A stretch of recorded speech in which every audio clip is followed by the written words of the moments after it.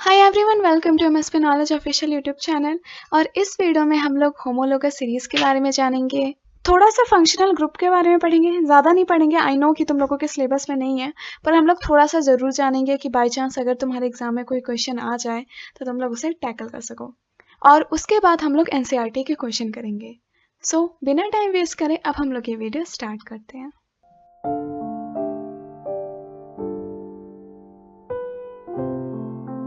अब सुनो, तुम लोगों के लिए एक क्वेश्चन है। सो मैंने यहाँ पे एक ये स्ट्रक्चर बनाया हुआ है, फिर मैंने इसमें कुछ ऐड किया और मैंने ये स्ट्रक्चर बना लिया, फिर मैंने कुछ ऐड किया और मैंने ये स्ट्रक्चर बनाया, फिर ये बनाया। सो क्वेश्चन ये है कि मैं क्या पैटर्न फॉलो कर रही हूँ जिससे कि तुम लोग इसके आगे वाला भी स्ट्रक्चर बता सको। सो अगर तुम लोगों ने वीडियो पॉज किया होगा तो तुम्हें पता चला होगा कि मैंने इस वाले स्ट्रक्चर में सिर्फ ये CH2 ऐड कर दिया और मुझे ये वाला स्ट्रक्चर मिल गया। फिर मैंने इस C2H6 में वापस से CH2 ऐड कर दिया और मुझे ये वाला स्ट्रक्चर मिल गया। फिर मैंने इस स्ट्रक्चर में CH2 दोबारा से ऐड कर दिया और मुझे ये वाला स्ट्रक्चर मिल गया। देखो, क्योंकि इनमें यहाँ पे 3 कार्बन थे, मैंने एक और कार्बन जोड़ दिया तो यहाँ पे 4 कार्बन हो गए। तो मैं हमेशा जब भी जंप कर रही हूँ इधर से तो मैं एक CH2 ऐड करते जा रही हूँ। फिर मैं जब यहाँ पे इस जगह मूव की तो मैं यहाँ पे एक CH2 और ऐड कर दी।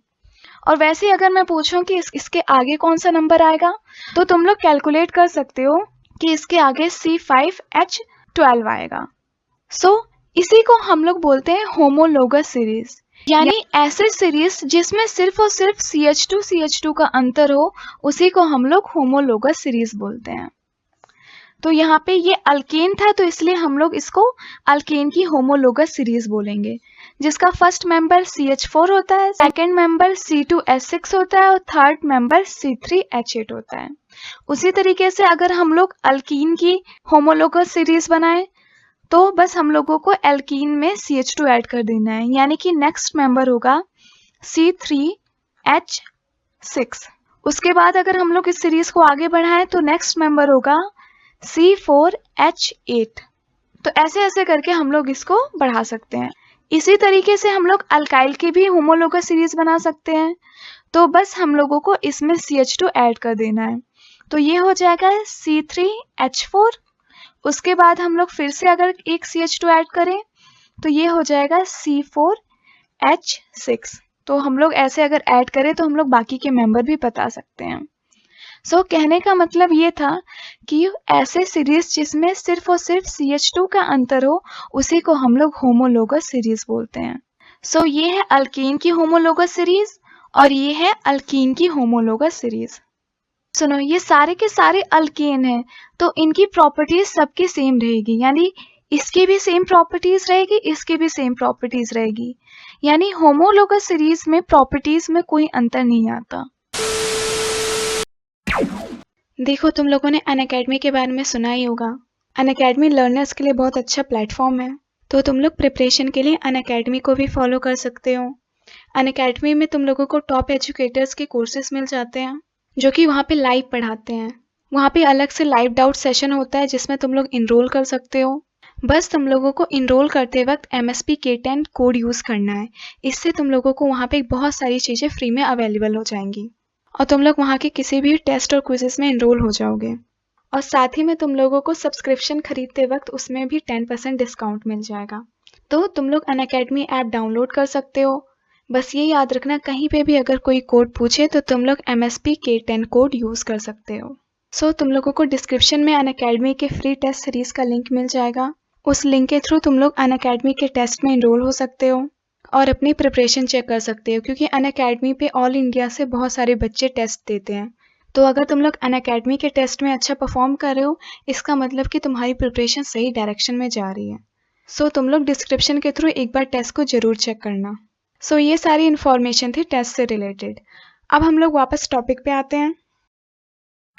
सो a series of organic compound having same functional group और chemical properties in which successive number differ by CH2 और 14 mass unit is called homologous series. तो एक मेंबर दूसरे मेंबर से CH2 के डिफरेंस में रहता है, या फिर हम लोग इसको 14 मास यूनिट भी कह सकते हैं, क्योंकि कार्बन का एटॉमिक मास 12 होता है और हाइड्रोजन का 2, तो टोटल हो गया 14। तो तुम लोग चाहो तो CH2 डिफर करो या फिर 14 मास डिफर करो, बात एक ही है।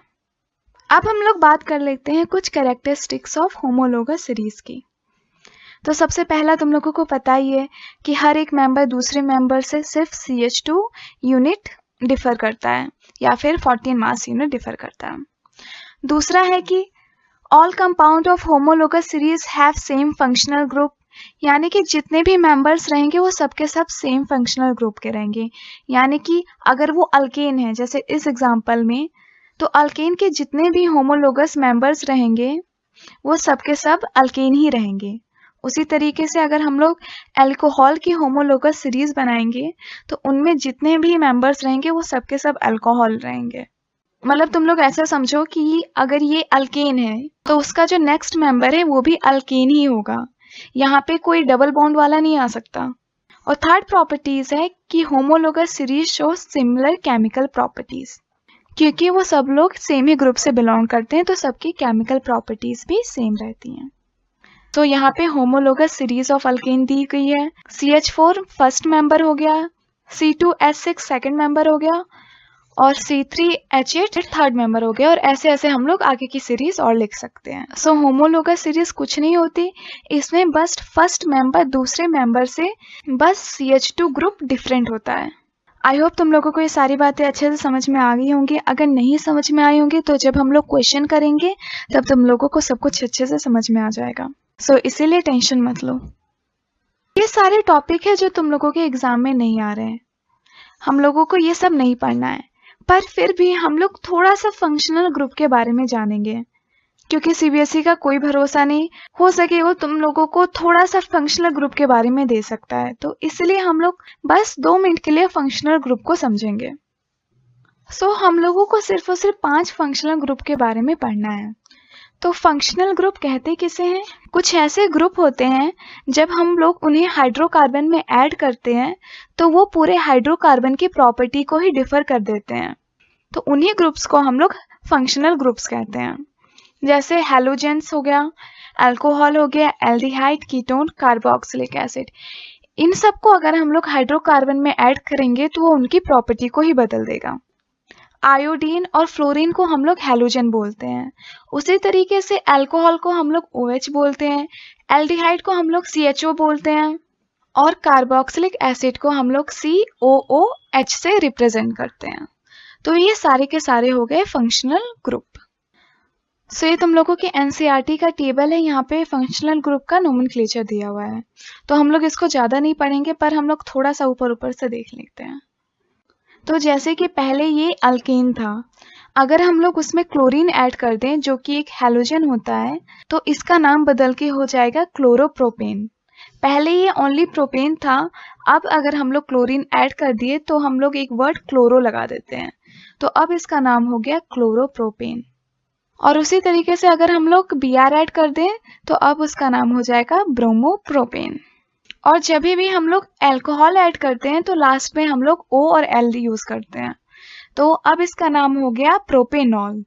उसी तरीके से जब हम लोग एल्डिहाइड ऐड करते हैं तो हम लोग लास्ट में Al यूज करते हैं, तो अब इसका नाम हो गया प्रोपेनाल। और कीटोन के लिए हम लोग ONE वर्ड यूज करते हैं, तो पहले ये पूरा प्रोपेन था और जब हम लोगों ने इसमें CO ग्रुप को ऐड कर दिया तो अब ये हो गया प्रोपेओन। उसी तरीके से जब हम लोग COOH ग्रुप ऐड करते हैं तो हम लोग ओइक एसिड वर्ड यूज करते हैं, तो अब ये हो गया प्रोपेनोइक एसिड। तो इस टॉपिक में बस तुम लोगों को इतना ही जानना था। अब हम लोग कुछ NCERT के क्वेश्चन कर लेते हैं, जैसे कि साथों साथ हम लोगों का NCERT भी कवर होता रहे। सो यहाँ पे एक्टिविटी 4.2 में क्वेश्चन पूछा हुआ है, calculate the difference in the formula and molecular mass for ये सब दिया हुआ है। तो अगर तुम लोग ध्यान से देखोगे तो इन सब में CH2 ग्रुप का ही डिफरेंस आ रहा है, यानी कि 14 मास यूनिट का डिफरेंस आ रहा है, तो इसका मतलब ये सारी की सारी क्या हो गई, होमोलोगस सीरीज हो गई। Is there any similarities in these 3? तो इसमें सारे जो मेंबर हैं वो CH2 ग्रुप के ही डिफरेंस पे हैं, तो ये इनमें में से एक सिमिलैरिटीज हो गई। तो यही सब है। मतलब इसमें तुम लोगों को होमोलोगस सीरीज के बारे में बता रहा है और कुछ नहीं है। अब हम लोग नेक्स्ट क्वेश्चन करते हैं। सो क्वेश्चन नंबर 1 है, how many structure isomers can you draw for pentane. तो पेंटेन का हम लोगों को स्ट्रक्चरल आइसोमर ड्रॉ करना है। तो सबसे पहले हम लोग स्ट्रेट चेन बना लेते हैं। तो ये एक आइसोमर हो गया 1 2 3 4 5 जिसमें 5 कार्बन है। या फिर हम लोग इसको ऐसे भी लिख सकते हैं 1 2 3 4 और ये 5, इसमें भी 5 कार्बन हो गए, तो ये भी एक आइसोमर हो गया। या फिर हम लोग डायरेक्ट ऐसे भी बना सकते हैं। सो ये भी एक आइसोमर हो गया। अब हम लोग नेक्स्ट क्वेश्चन करते हैं। What are the two properties of carbon which lead to the huge number of carbon compound we see around us? तो इसके दो ही प्रॉपर्टीज होती हैं, पहला होगा कैटेनेशन और दूसरा हो गया टेट्रावैलेंसी। तो यही दो प्रॉपर्टी हैं जिसके वजह से हम लोग चारों तरफ कार्बन कंपाउंड देखते हैं। अब तीसरा क्वेश्चन करते हैं, What will be the formula and electronic dot structure of cyclopentanone? सो अगर साइक्लोपेंटेन का हम लोग डॉट स्ट्रक्चर बनाएं तो वो कुछ इस तरीके से दिखेगा। यहाँ पे कार्बन के पास 8 इलेक्ट्रॉन्स हो रहे हैं, यानी उसके ऑक्टेट कंप्लीट हो रहा है। सो ये रहा स्ट्रक्चर साइक्लोपेंटेन का। सो अब हम लोग नेक्स्ट क्वेश्चन करते हैं। तो नेक्स्ट क्वेश्चन तुम लोगों के सिलेबस में नहीं है क्योंकि तुम लोगों को फंक्शनल ग्रुप ही नहीं पढ़ना है, तो फिर स्ट्रक्चर बनाने का कोई मतलब नहीं है। क्वेश्चन नंबर 5 है, how would you name the following compound. वैसे ये दोनों भी तुम लोगों के सिलेबस में नहीं है, पर फिर भी हम लोग इसके नेम देख लेते हैं। तो सबसे पहले यहाँ पे Br है, यानी इसके आगे लगेगा ब्रोमो, तो यहाँ पे हो गया ब्रोमो। उसके बाद ये 2 कार्बन है, यानी यहाँ पे लगेगा इथ, और यहाँ पे सब सिंगल बॉन्ड है, यानी कि यहाँ पे सब अल्केन है, तो यहाँ पे लग जाएगा एन, तो ये हो जाएगा ब्रोमो इथेन। उसी तरीके से यहाँ पे ये एक एल्डिहाइड है और एक कार्बन है, तो एक कार्बन पे हमेशा मिथ लगता है, और ऊपर से ये अल्केन है क्योंकि यहाँ पे कार्बन कार्बन के बीच में कोई डबल बॉन्ड नहीं है, तो यहाँ पे AN लगा देंगे। और हमेशा एल्डिहाइड ग्रुप को हम लोग AL से रिप्रेजेंट करते हैं, तो पूरा नाम हो गया इसका मिथेनॉल। अब हम लोग ये वाला क्वेश्चन सॉल्व करते हैं। तो यहाँ पे टोटल 1 2 3 4 5 6 कार्बन है। हमेशा काउंटिंग ऐसे करनी चाहिए जहाँ पे जो डबल बॉन्ड या ट्रिपल बॉन्ड हो वो पास में आए, तो इसलिए मैंने काउंटिंग इस साइड से की। सो यहाँ पे टोटल 6 कार्बन है, इसका मतलब ये हो गया हेक्स, और इसमें ट्रिपल बॉन्ड है, इसका मतलब इसके लास्ट में YNE लगेगा, तो हेक्सीन हो गया। अब देखो यहाँ पे फर्स्ट कार्बन पे ही ट्रिपल बॉन्ड है, इसलिए हम लोग इसके आगे 1 लगाते हैं, तो इसका नाम हो गया 1 हेक्सीन। या फिर हम लोग 1 हेक्सीन को कुछ इस तरीके से लिख सकते हैं, हेक्स 1 इन, मतलब कि फर्स्ट कार्बन पे ट्रिपल बॉन्ड है, इसका भी मतलब सेम है और इसका भी मतलब सेम है। तो इसी के साथ तुम लोगों का पूरा चैप्टर अच्छे से कंप्लीट होता है। हम लोगों ने पूरा चैप्टर बहुत अच्छे से और डिटेल में कंप्लीट कर लिया है, और इस वीडियो का PDF तुम लोगों को टेलीग्राम ग्रुप में मिल जाएगा, तो तुम लोग टेलीग्राम ग्रुप भी ज्वाइन कर सकते हो। ग्रुप का नाम है MSP नॉलेज ऑफिशियल।